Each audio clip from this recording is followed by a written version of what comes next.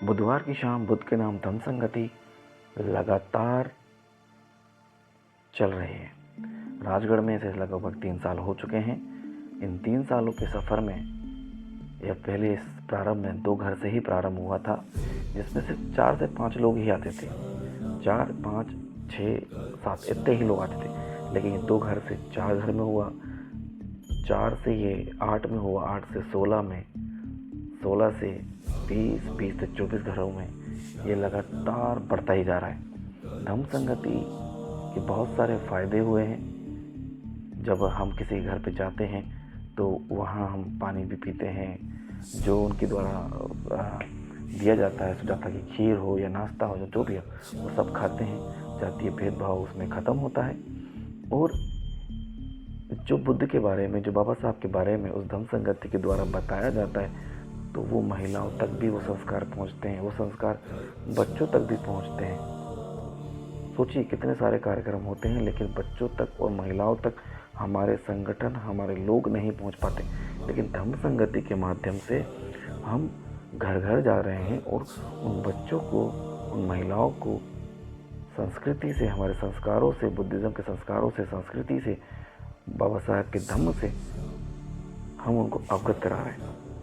कई सारे फ़ायदे इसके देखने को मिले हैं कि कई युवाओं ने दारू पीना छोड़ दी है, मन पे काबू करना सीख गए हैं। मेडिटेशन भी हम लोग बताते हैं, मेडिटेशन करते हैं 5-10 मिनट का, उसमें मन पे काबू करना सिखाते हैं। इस मेडिटेशन से उतावलापन, भावुकता, दुख, इन सब चीज़ों पे काबू पाया जा सकता है मन के माध्यम से ही, मन को एकाग्र करके।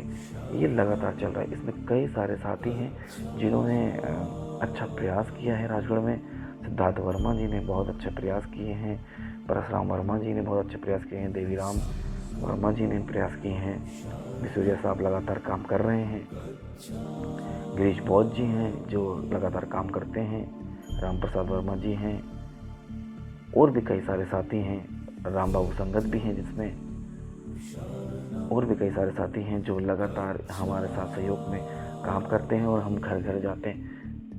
अब कई सारे साथी ये सोचते हैं हमने एक बार करा लिया है, अब हम नहीं कराएंगे। अगर आप नहीं करा रहे हैं, महीने या 2 महीने में एक बार नहीं करा रहे हैं, तो आप अपने बच्चों से और अपने घर की महिलाओं से बुद्ध के धम्म और बुद्ध के ज्ञान से उनको दूर रख रहे हैं, उनके संस्कार से आप उनको दूर रख रहे हैं।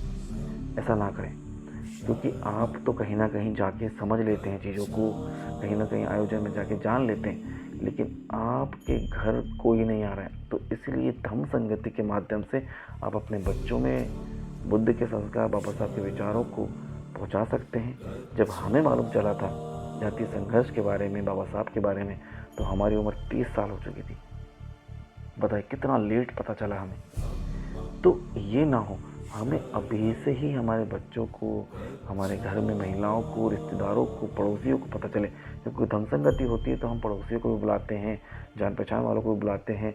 उस धम्म संगति में बुद्ध के बारे में, बुद्ध के धम्म का वाचन होता है जो बाबा साहब ने लिखा है। वो जो ग्रंथ लिखा है वो विश्व को देख के लिखा गया है, ताकि उसकी में जो लिखी हुई बातें हैं वो सब तक पहुँचें। तो धम्म संगति लगातार हमारे इधर बढ़ी है। बहुत अच्छा इसका परिणाम हमें देखने को मिले हैं। कई सारे चेंजेस लोगों को देखने में मिले, क्योंकि हम बोलते हैं कि लोगों को सही करने मत जाओ, आप स्वयं को सही करो। बुद्ध ने बोला है खुद को सही करो, खुद को सुधारो, खुद में चेंज लाओ, मन को नियंत्रित रखो।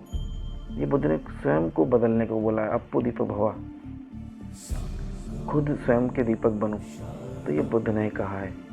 तो यही हम बता रहे हैं, इससे चेंजेस आ रहा है और सब तक ये पहुंच रहा है। आशा करते हैं कि और तेज़ी से ये बढ़े।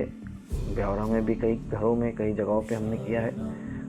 उम्मीद है कि ये पूरे ज़िले में, पूरी तहसीलों में बढ़े।